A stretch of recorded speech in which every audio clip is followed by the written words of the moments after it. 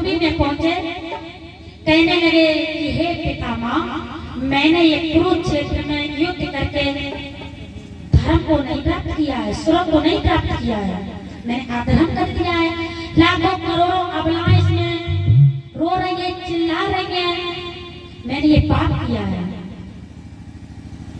तो कहने लगे भीष्म पितामह, ये तो होना था अर्जुन, ये तूने नहीं किया है, ये नटखट खड़ा ना, इसका सारा करा धरा हुआ है। कन्हैया बोले मैंने कुछ नहीं किया है, क्योंकि जो जैसा कर्म करता है उसे वैसा ही फल मिलता है। मैंने कुछ नहीं किया है, जैसा दुर्योधन ने किया था वैसा फल मिला, दोष मुझ पर रख देते हो। तो वहाँ भीष्म पितामह से प्रणाम करने लगे।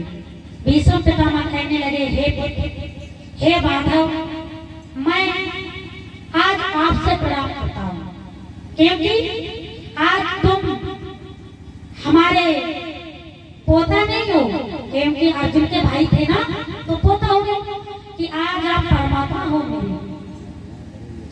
तो बताया है कि उन्होंने कहा कि मैं ये चाहता हूँ कि जो आपने गाड़ी का पहिया लिया था ना, उसी रूप को मैं देखना चाहता हूँ। और मेरा अंतिम समय है, 18वां दिन हो चुका है, और मैं इच्छा करना चाहता हूँ, मेरी इच्छा मृत्यु है। मेरी इच्छा है कि अब हम अपने शरीर को त्याग करके अपने धाम को जाऊं।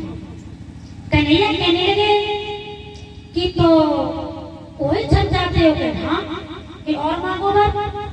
दूसरा वर मांगा है, हे कृष्ण, मेरी बेटी जन्मा जन्म कुंवारी है, उसके लिए वर नहीं मिल रहा है। और भैयाओ, ये सभी को मालूम है भीष्म पितामह की शादी विवाह नहीं हुआ था।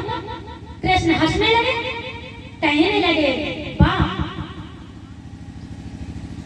आपकी शादी हुई नहीं है और आप कहते हो बेटी है, जन्मा जन्म कुंवारी है, उसकी शादी नहीं हुई, उसके लिए वर नहीं मिला है। नहीं मिला है तो बेटी का नाम बताओ।